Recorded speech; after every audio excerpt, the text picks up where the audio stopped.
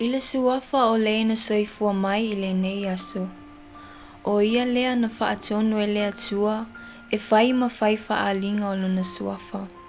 O le malo si uma, o le alofa sisili ese. O le tapeleti le nei sa mātou whafonga ina ai le nā pō, na whaasusulu ina ai le langi ma le lalolangi I se malama. Na whaapupula ina ai le fuafuanga atua.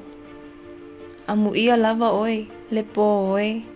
A wana ala atu ia te oe le soifua mai o le aso le atua. O le aso na mātou fulasia e whai masulu o le whaoletanga.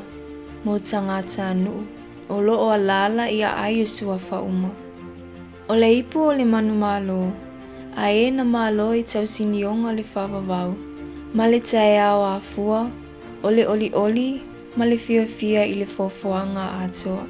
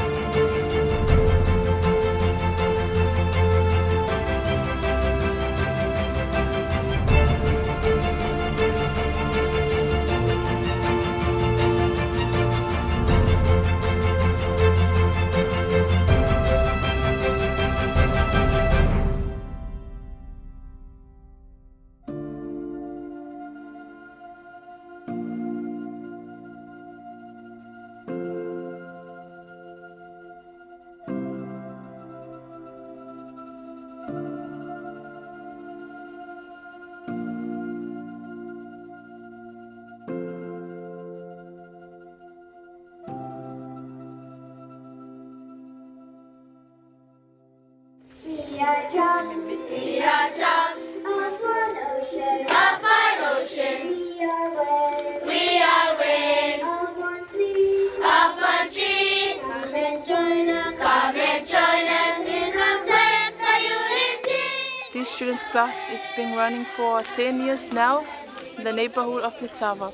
Doing some visit at the families of the students' class, they were very happy to still the children to still in these children's classes because they learn a lot about virtues, they learn prayers and also some songs.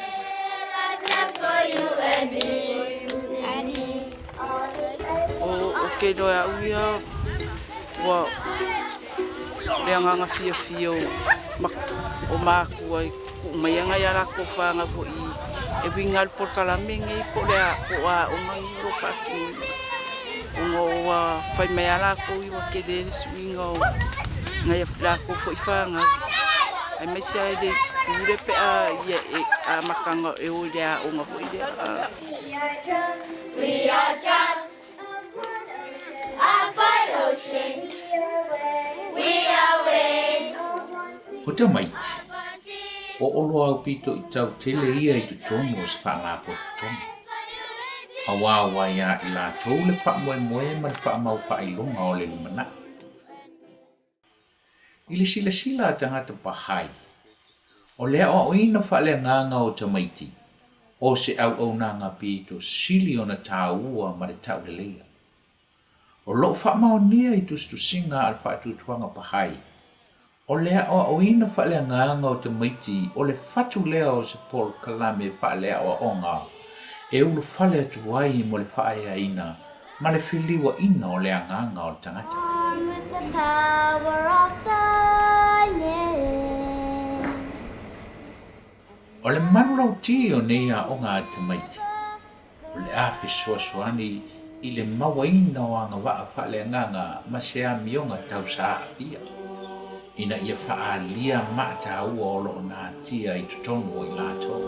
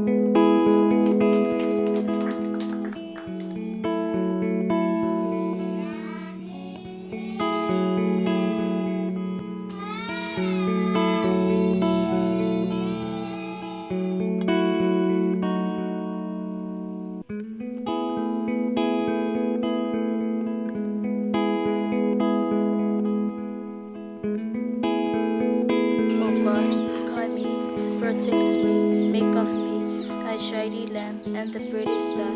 O le isi ngalwenga whaatino, e mata wina lana tau tele. O le polo kalame mo le atina enga o malu si anga o talavou tau amata. O te pulanga talavou i le vai tau sanga se fululua anga i le se fululima o tau sanga le matutua. O e se vai taimita aua o la tobo langa. Awa o le a la tau whaia ni whaai unga. Ma whaawa e ina ni uwinga o le a iai se a afianga tele i o la tobo langa a o la tobo la tuputupu ai.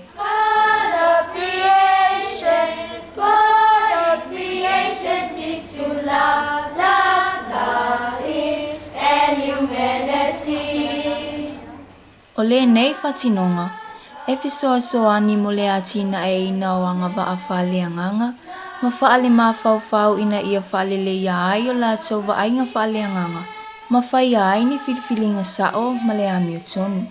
E whaala e awina fo'i la tau, ma whausia ina o ni winga ami o tonu malusi, ina ia whai so la tau sao, mo le lei lau tele o la tau whaala potopotonga, ma le loa loa o le lalangi.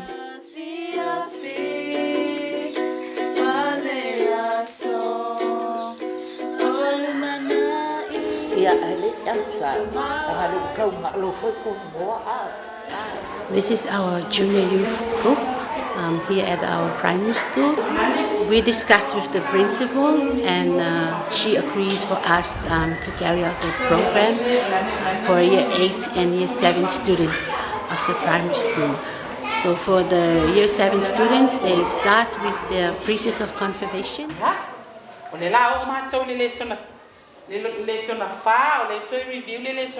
Everyone enjoys, especially the students. They love reading the booklet, the stories inside, working together, discuss what the lessons are about, and answering the questions.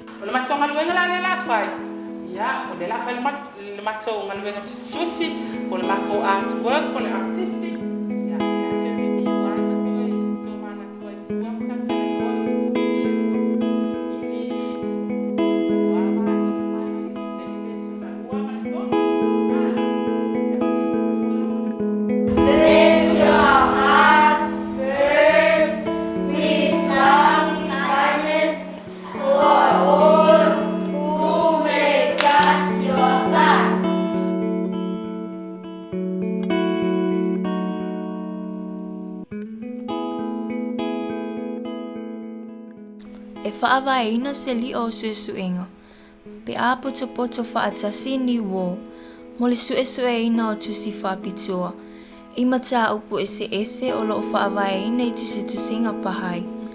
Mai whailoa mai ai ma natunatunga whaleanganga.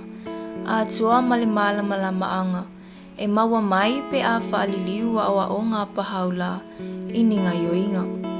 O le whaamoemoenga au tu. O le fisoasoani lea I tangata teito atasi. Ina ia whaia ni talanoanga a noa, ma whai sau whanga mo le au I luma o tangata soifua uma.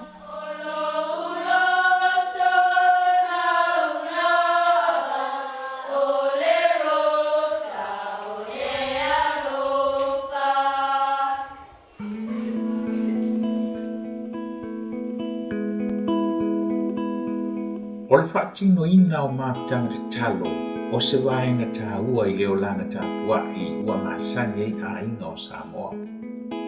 O whainga tā o sanga e whaamalo sia ma whaawawina le sotanga tūlanga ese I le wao le tua ma te ngata soifua. O le te talo, o tau mawha mo le anganga. E whaaloloto ina I le alofa I le tua I o tātou loto. Ma whaalata ina tuai I tātou ia te ia. E le aise me sili o na sua malie I le lalolangi nai loli te talo. O le tūlanga sili o na whaamanuia ina o le anganga te talo, ma le whaatawana.